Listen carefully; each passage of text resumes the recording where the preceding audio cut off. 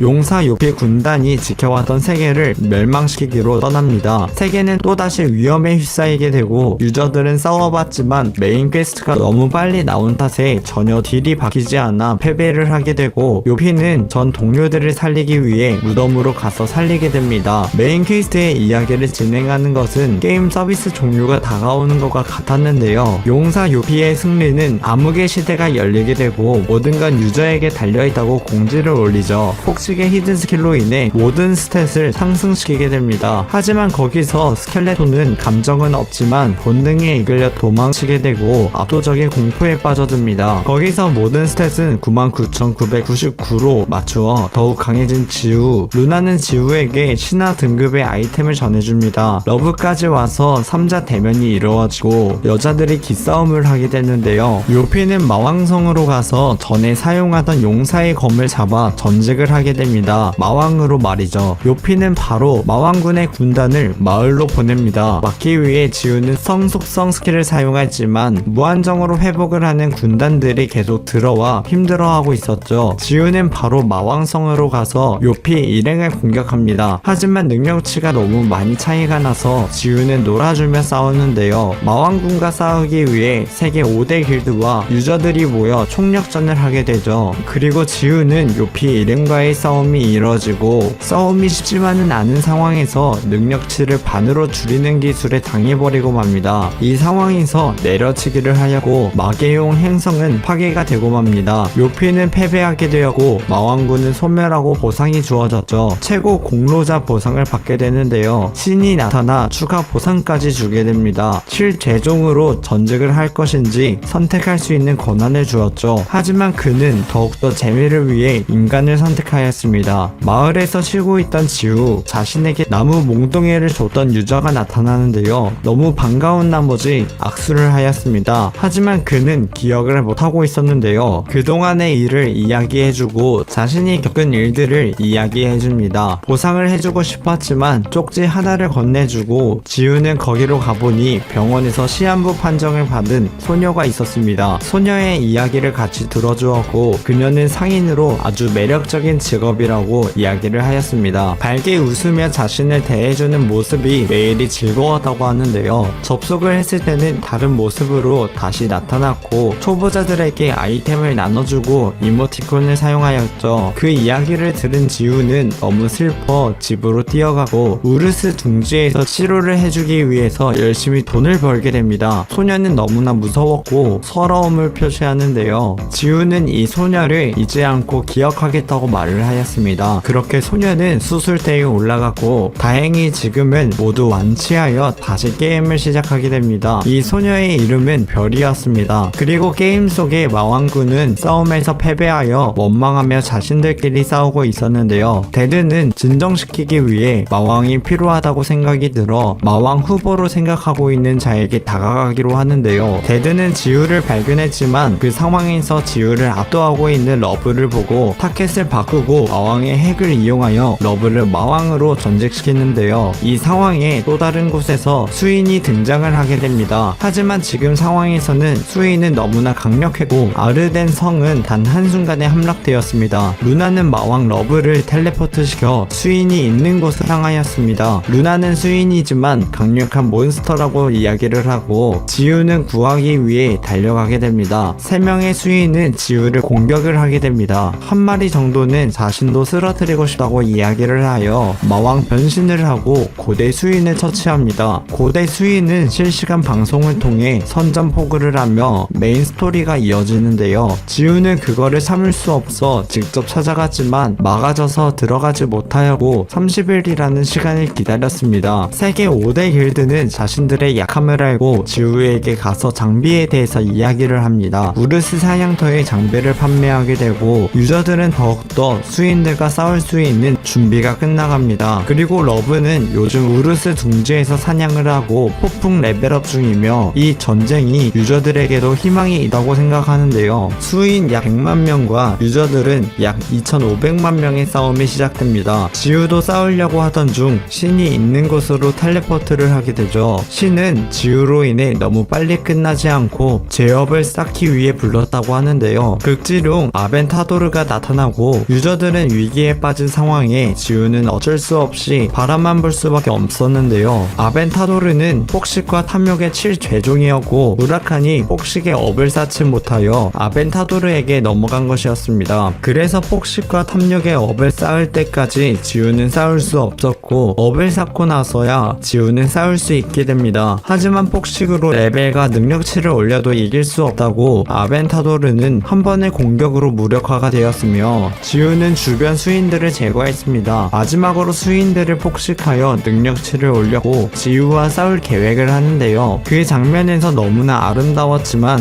지우는 그게 아니었습니다. 그리고 생각을 다지며 싸움을 계속해 나갔는데 마지막 기술을 사용하여 아이스 브레스를 사용하였지만 지우는 거인의 혼을 사용하여 레벨이 9999로 오른 아벤타도르를 상대로 승리하게 됩니다. 지우는 아벤타도르를 죽여도 레벨이 오르지 않는다고 에고소드가 되기를 요청하게 되는데요. 거절을 하려고 했지만 지우의 협박으로 어쩔 수 없이 에고소드가 되고 맙니다. 그리고 그 이후 너무나 평화로웠지만 요피를 클리어하고 보상으로 받은 천사의 귀걸이, 그 귀걸이는 착용자의 신체를 바꾸는데요. 지우는 여자로 성별이 바뀌게 되며 천계로 갈 수 있는 조건이 충족이 됩니다. 성별이 바뀌고 천계로 넘어가기 위해 하백에게 연락을 하니 하백은 또다시 상처투성이었고 러브와 같이 천계로 가기 위해 러브도 귀걸이를 장착하고 남자로 바뀌며 바로 천계로 넘어가게 됩니다. 하지만 하백의 말이 충격적이었는데요. 라이엇이 곧 죽는다고 합니다. 지우는 하백의 퀘스트가 발생되고 하백의 거울 8개를 얻고 나서야 수락하게 되며 라이엇을 구하기 위해 천계로 넘어가게 됩니다. 지우와 러브는 천계로 넘어가고 처음으로 나타난 몬스터는 천사라는 몬스터를 만나게 되며 러브가 가볍게 처치하였습니다. 이 상황에서 라이엇은 동생인 리오레가 라이엇을 묶어두고 있었죠. 공격은 서스름 없이 하고 죽지 않게 힐까지 하면서 공포스럽게 영원히 함께하자고 말까지 합니다. 아이템 만물의 불꽃을 사용하게 되고 보게 된 장면은 라이엇이 잡혀있고 거기에 리오레가 있었다고 하는데요. 리오레의 명령으로 지우 일행을 공격하려 했지만 지우는 그걸 해치우며 희열을 느끼게 되는데요. 지우는 계획대로 움직이기 위해 더 이상 공격을 하지 않았고 천사들에게 붙잡혀 갑니다. 붙잡히고 나서 리오레를 만나게 되고 지우가 보기 싫은 나머지 바로 공격을 하게 되는데요. 하지만 역시 힐링 팩터의 힘으로 두동강 났던 몸이 재생을 하게 되며 천계에서 라이엇을 구출하기 위해 돌아다녔고 라이엇이 천계의 수갑이라는 물건은 힘으로 부실 수 없다고 말을 하지만 지우는 바로 부시면서 놀라게 됩니다. 밖에 있는 러브는 루나가 알려준 하늘의 샘물을 마시고 성별을 자유롭게 변경할 수 있는 스킬을 얻게 됩니다. 지우는 라이엇을 구했지만 천사 군단이 전부 오게 되고 그곳에 빠져나오는 것은 간단한 일이지만 라이엇이 죽이지 말라고 부탁합니다. 지우는 이 상황에서 딜을 하게 되는데요. 딜을 받아들인 라이엇은 지우가 전부 죽이지 않고 구출을 해줍니다. 한편 러브는 라이엇의 무기를 되찾기 위해 이곳에 오게 되지만 미니언이 수호자 역할을 하고 있어 너무나 힘든 상황이었는데요. 루나의 공격으로 미니언은 전부 죽이게 되고 바로 라이엇의 무기를 가지고 라이엇에게 향하게 됩니다. 라이엇은 무기를 가지고 각성을 하게 되고 리오레의 능력으로 인해 라이엇이 지우 일행을 공격하게 되죠. 이 상황에서 루나는 지우에게 샘물을 줘서 원래 성별로 돌아가게 됩니다. 그리고 바로 전투에 들어가고 지우는 처음에 맞아주다가 힐링 팩터의 힘으로 전부 회복하고 안 죽게 때리기를 사용하며 계속해서 공격을 하게 됩니다. 그렇게 라이엇은 패배하게 되고 지우는 리오레의 매혹에 걸렸지만 힐링 팩터로 인해 다시 돌아오게 되고 리오레의 뒤를 공격하게 됩니다. 그리고 리오레는 항복을 하고 지우가 흡수하려는 것을 라이엇이 막습니다. 그래도 동생이라고 보듬어 주려고 하는데요. 모든 게 해결이 되고 나서 시간이 지나 루나는 라이엇을 찾아와 죽이고 맙니다. 그리하여 천계의 침공이 시작이 됐는데 하지만 유저들은 천계 병사들에게 죽어만 가고 천계의 병사들은 최소 레벨 500 이상의 유저들이 상대하도록 만들어놨습니다. 비공식 랭커들이 하나둘씩 등장하고 천계의 병사들을 처치해 나아갔지만 천계의 부군주 리오레는 오라버니의 죽음으로 인해 복수를 하기 위해 내려왔다고 하는데요. 그럼으로 인해 나태의 제협은 완성이 되었고 마지막 하나의 제협이 남았지만 신은 강제로 러브에게 전직을 시킵니다. 그것은 질투의 제협 러브가 됩니다. 그리고 지우는 리오레에게 죽이지 않았다고 말을 하지만 듣지 않았고 라이엇은 3일이 지나고 부활을 하게 되죠. 되죠. 페널티로 인해 천사 링을 잃어버리고 맙니다. 루나는 갇혀있던 러브를 향해 질투심을 유발하고 질투의 제업을 이어받은 러브는 캐릭터의 컨트롤을 뺏기고 말고 러브는 질투의 제업을 완성하려고 하죠. 러브는 로그아웃을 하였지만 캐릭터는 그대로 지우와 싸우고 있었고 러브는 마왕의 히든 스킬 죽음의 소나기를 사용하였지만 지우의 에고 팬티로 용의 소나기를 사용합니다. 지우는 러브를 구해주기 위해 최대한 고통 없이 보내려고 했지만 질투의 칠체종은 너무나 끈질겼습니다. 그렇게 공격을 했지만 상처 하나 없었죠. 직접 때리려고 했지만 대상과 융합하려고 하고 하지만 지우는 강력한 힘으로 이곳에서 빠져나오게 됩니다. 공격을 하고 질투의 칠체종은 해롱 레피아탄으로 변화하게 되었고 그 머리에는 러브가 있었죠. 그러나 지우는 머리 위에 있는 러브를 보고 차마 때릴 수 없었습니다. 레비아탄을 계속 공격하며 이번에는 달과 융합을 하게 됩니다. 지우는 달과 융합한 칠체종을 공격하기 위해 행성 부셔 업그레이드 우주 부셔를 보여주었고 러브를 구해주게 됩니다. 그 이후 지우와 한사랑은 데이트를 하며 두근두근한 하루를 보내고 있었는데요. 하지만 크로노 라이프를 지내던 중 하늘의 초록빛의 하늘과 거대한 눈이 나타나게 됩니다. 라스트 퀘스트가 모든 유저에게 울리게 된 것이죠. 괴물과 싸우기 위해 다른 차원으로 들어가서 싸우게 되는데 그 차원에서 루나를 만나게 되고 루나와 신과 협업하여 지우와 싸우게 됩니다. 신을 쓰러뜨려도 루나가 되살려내면서 계속해서 싸우게 되었죠. 거기서 헬링 팩터를 사용 못하게 하는 비밀을 맞아 위기를 맞게 됩니다. 지우의 친구 신은 파괴의 권능을 가지고 있는 신입니다. P1만 남은 지우는 자기 자신을 공격하여 힐링 팩터를 발동시키죠. 복사격을 사용하여 신의 육체와 루나를 같이 공격하게 됩니다. 죽이지 않고 계속해서 때리며 머리만 계속해서 공격하였고 과거에 당했던 굴욕과 패드립의 완벽한 복수를 하게 되죠. 신의 육체는 페이지 3이 되었고 인간계로 텔레포트 하였습니다. 지우는 원래 차원으로 넘어가고 싶었지만 못 넘어가고 그저 바람만 볼 수밖에 없었는데요. 라이어가 모든 유저들은 신과의 전쟁을 펼치게 되고 지우는 나가기 위해 노력을 합니다. 인간계에 있는 신의 육체는 신의 조갑으로 신화 등급 이상으로만 데미지를 줄 수가 있었고 마계와 천계의 조합으로 일단 신의 조각을 처리하게 됩니다. 지우는 자신의 만화를 전부 우르스에게 보내고 쌍두룡 우르스가 강림하게 됩니다. 다른 유저들은 우르스를 보고 공포감이 들었지만 신의 조각들과 우르스의 치열한 전투가 이어졌고 모든 신의 조각들을 전멸되게 됩니다. 마지막 단계까지 오게 되며 마지막 페이지 파괴의 신이 등장하게 됩니다. 우르스는 최선을 다해 지우와 만나지 않게 하려고 노력을 하였지만 실력이 너무 많이 차이났기 때문에 신과 자폭을 하려고 결정을 하려고 지우는 신의 보옥을 파괴하여 나오게 됩니다. 지우는 신의 보옥을 파괴함으로 신으로 전직을 하게 되는데요. 마지막으로 신과의 전투가 시작되고 아직 전직을 하지 못한 지우는 신과 싸움을 하게 됩니다. 하지만 지우의 공격은 신에게 타격을 줄 수가 없었고 지우는 세계 유저들, 마족들, 우르스 군단 총 전력으로 신을 공격하게 됩니다. 유저들과 싸우면서 지우는 신으로 전직률이 계속해서 올라가게 되고 무의식의 영역까지 올라가게 됩니다. 루나는 지우의 무의식 영역으로 들어가서 과거 회상을 하고 자신이 어떻게 게임을 하며 생명의 여신이 되었는지 설명해 주는데요. 그러던 중 지우는 히든 클래스로 전직을 하게 되며 지우는 혼돈의 신으로 전직하게 됩니다. 그렇게 신과의 싸움은 중계가 되었고 신이 허무하게 싸우는 장면으로 다른 유저들은 이 상황을 보기 위해 다시 재접속하는데요. 파괴의 신은 모든 걸 포기하고 용서해달라고 하지만 안 되는 것을 인지하고 도망쳤고 나무 몽둥이로 신과 우주의 세계의 수많은 별빛을 먼지로 만들어버립니다. 그렇게 라스트 캐스 신으로부터 세상을 지키며 다음 세계를 보여주며 시즌 1이 마무리되게 되죠. 다음 내용이 궁금하시면 네이버에 둔 나무 몽둥이 82화를 참고하시기 바랍니다.